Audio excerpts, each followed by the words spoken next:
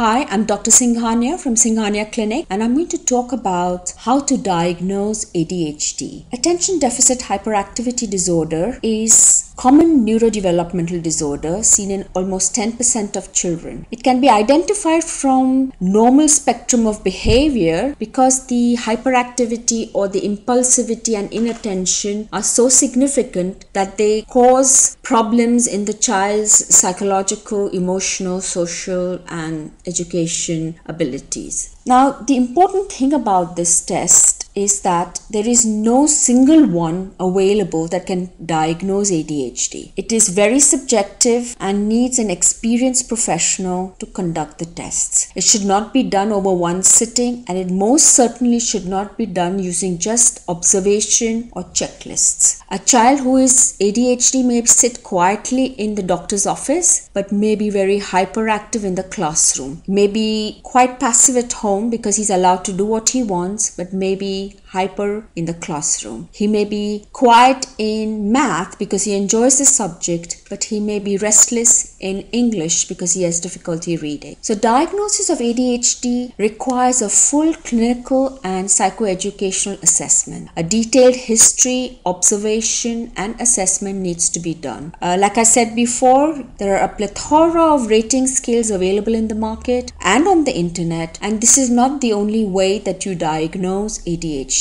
It can be part of the whole gamut of comprehensive assessment, but it cannot be the only way to diagnose ADHD. Information must be gathered not just from the parents, but also from the school and most importantly from the child. Assessment requires a detailed development, birth, family, history, and even child's past history. It should include a detailed psychoeducational evaluation as far as possible, particularly in this part of the world where most children are trilingual or bilingual. So it should assess language, the child's ability to learn, his emotional problems, because we know that emotional problems can affect attention and vice versa, and health problems. We know anemia can cause ADD-like symptoms, or lack of sleep can cause ADD-like symptoms. And it's important to exclude the lookalikes, the normal active preschool child, the child who has intellectual disability, hearing impairment, autism, epilepsy, depression, sleep problems,